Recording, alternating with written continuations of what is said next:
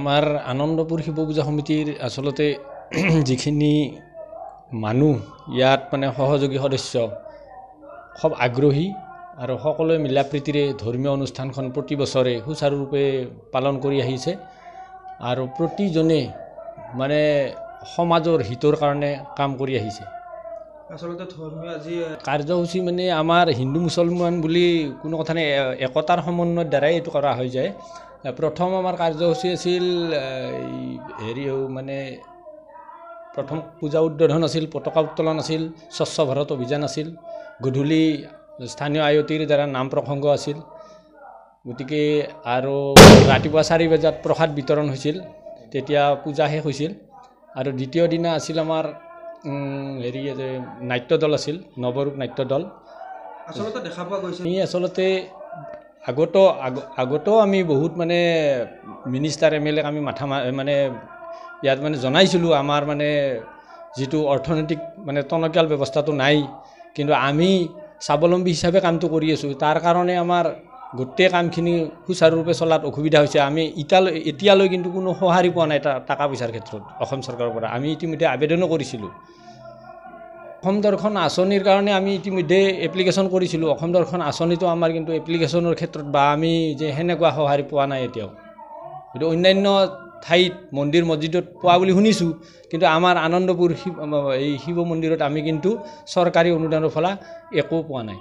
ইয়াৰ স্থানীয় বিধায়কগৰাকী ইতিমধ্যে আমি আৰ্ট ফিল্ডিঙৰ কাৰণে আজি 6 মাহমান আগতো এই বিষয়টোত আমি নিউজত মানে প্ৰকাশ কৰিছিলোঁ।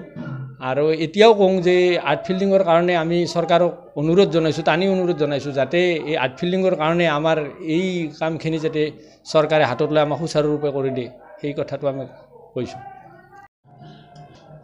আমি এইবাৰ আমাৰ 71তম আনন্দপুৰ শিৱৰাত্ৰি পূজা মহোৎসৱ আমি 4দিনীয়া বৰ্ণাঢ্য কাৰ্যসূচীৰে এই পূজা মহোৎসৱ উদযাপন কৰিবলৈ লৈছোঁ।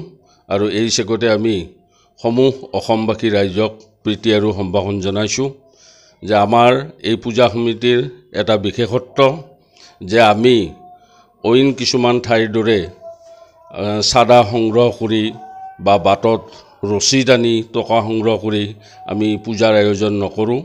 যে আমাৰ যি সদস্য আছে এই সদস্যৰ পৰা আমি বাৰ্ষিক বৰঙণি 100 টকা তুলি আৰু আমাৰ লগতে আমাৰ পূজা সমিতিৰ যি নিজস্ব উৎস, এই উৎসৰ আয়ৰ দ্বাৰাই আমি এই পূজাখন উদযাপন কৰি আহিছোঁ।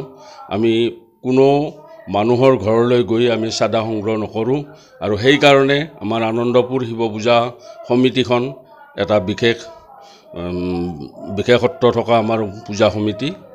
আচলতে দেখা পোৱা আমি অসম চৰকাৰলৈ আমাৰ তৰফৰ পৰা আমি বিশেষভাৱে অনুৰোধ জনাইছোঁ যে অসম চৰকাৰে মন্দিৰ, নামঘৰ, সত্ৰৰ কাৰণে বিভিন্ন আঁচনি লৈছে, অনুদান আগবঢ়াইছে।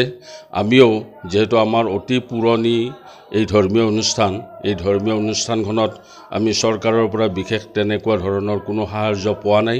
আমি এইবুলি আমি আশা ৰাখিছোঁ, অসম চৰকাৰক বিশেষভাৱে অনুৰোধ জনাইছোঁ যে আমাৰ এই পূজাখনলৈ যাতে এটা মানে শকত আৰ্থিক অনুদান আগবঢ়াই আমাৰ এই অঞ্চলৰ যি পূজা, এই পূজাখন যাতে আমি আগবঢ়াই নিব পাৰোঁ, তাৰ কাৰণে আমাৰ অসম চৰকাৰলৈ বিনম্ৰ অনুৰোধ থাকিল। ইতিমধ্যে আজি আমাৰ 3য় দিনত আমি ভৰি দিছোঁ।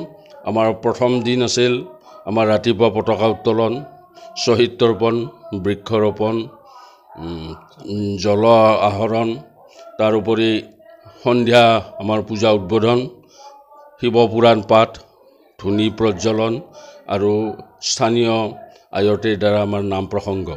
আৰু দ্বিতীয় নিশা আছিল আমাৰ বিশেষ কৰি আমাৰ এটি যাত্ৰা দল, আৰু এটি সুন্দৰ যাত্ৰা দল আমি আমন্ত্ৰণ কৰি আনিছোঁ। নৱৰূপ নাট্যগোষ্ঠী আমাৰ যোৱাকালি হৈ গ'ল। এই নাটকখনত আমাৰ এই অঞ্চলৰ বিপুল আমি সঁহাৰি পাইছোঁ, জনসমুদ্ৰত পৰিণত হোৱা বুলি ক'লেও ভুল নহয়। আৰু আজি আমাৰ 3য় দিন, আৰু এই 3য় দিনৰ এতিয়াৰ কাৰ্যসূচী, এতিয়া ঢুলীয়া কাৰ্যসূচী চলি আছে।